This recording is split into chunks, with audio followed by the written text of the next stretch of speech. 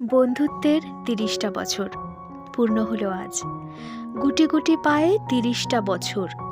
সেই 94-96-এর ব্যাচ আজ আবার একই সাথে একই ফ্রেমে। আর এই ব্যাচটি হচ্ছে দেবাশিসের মাধ্যমিক এবং উচ্চ মাধ্যমিকের স্কুল ব্যাচ। দেবনগর স্কুলে ওরা একই সাথে পড়াশুনো করত। গুটি গুটি পায়ে একে অপরের সাথে হাতে হাত ধরে ৩০টা বছর অতিক্রম করলো। আর সেই আজকে একটা সুন্দর বনভোজনের আয়োজনও করেছে সবাই।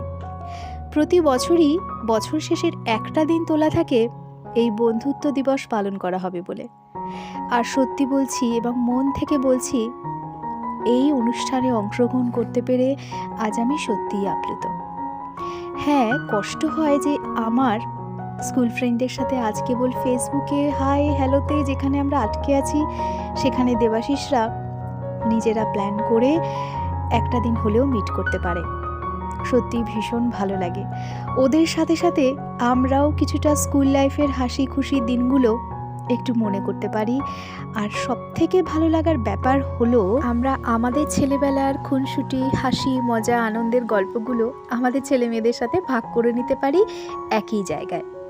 সত্যি এটা একটা অসাধারণ অনুভূতি। আর তারই পাশাপাশি অচেনা মুখগুলো কতটা কাছের হয়ে যায় না, একেই হয়তো বলে মিলন উৎসব। সত্যিই তাই। আজ আমি সত্যিই আপ্লুত মন থেকে। আর আজকে আমাদের এই বনভোজনের উদ্দেশ্য শুধু খাওয়া দাওয়া বা একসাথে মিট করাই নয়, নিজেদের প্রতিভাগুলোকে আরেকটু সুন্দর করে একটু ঝালাই করে নেওয়া। এই দেখো না, অনুষ্ঠানের শুরুতেই ছিল ছোটদের জন্য বসে আঁকো প্রতিযোগিতা, তারপর আবৃত্তি, গান, নাচ, যে যেটাতে স্বাচ্ছন্দ্য বোধ করে।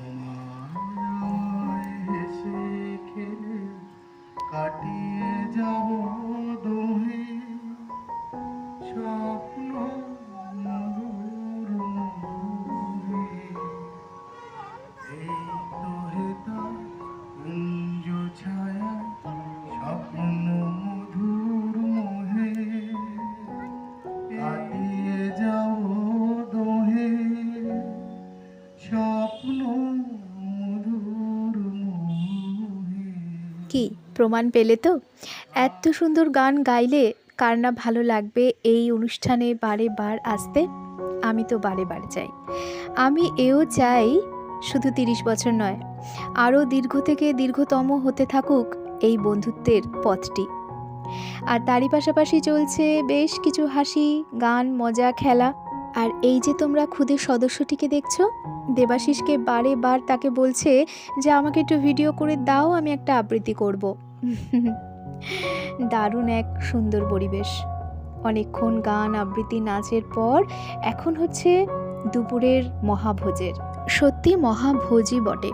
আসার সাথে সাথেই ছিল গরম গরম লুচি, আলুর দম, নলেন গুড়ের সন্দেশ। আর তারপর দুপুরের মধ্যাহ্নভোজের মেনুতে ছিল ডাল, ঝুড়ো ঝুড়ো আলু ভাজা, চিকেন, মাটন, ভেটকি মাছ। আর যারা ভেজ খায় তাদের জন্য ছিল পনির, একটা সবজি, চাটনি, পাঁপড়, মিষ্টি, দই, আহা আরও কত কিছু। তাই তো বললাম মহাভোজ। খাওয়া দাওয়ার পরে আবারও কিছু গান আবৃত্তি শুনে নেওয়া।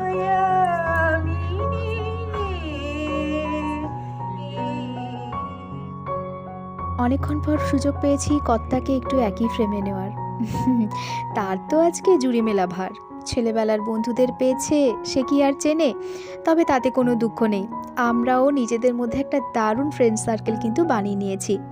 অর্থাৎ ছেলেরা ওদের মধ্যে ব্যস্ত আর আমরা ওয়াইফরা আমাদের মধ্যে ব্যস্ত।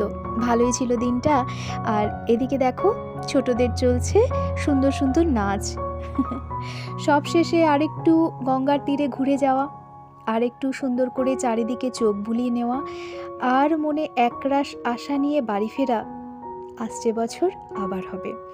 ভালো থেকো সবাই, আর ভালো রেখো সবাই সবাইকে। আর এখানে দেখো দুই তানিশা একই দোলনায় একই সাথে। অবশেষে কিছু একসাথে ছবি তোলা, বেশ কিছু আনন্দ করা, আর ফেরার পথে একটু কফি খেয়ে টুকটুক করে বাড়ি ফেরা। দেখতে দেখতে বছর শেষ। আর বছরের শেষে এমন সুন্দর একটা দিনে অংশগ্রহণ করতে পেরে সত্যি ভীষণ খুশি। তাই আবারও চাইব এই বন্ধুত্বপূর্ণ দিবসটা যেন আমরা বারে বার প্রতি বছর পালন করতে পারি ঠিক এইভাবেই।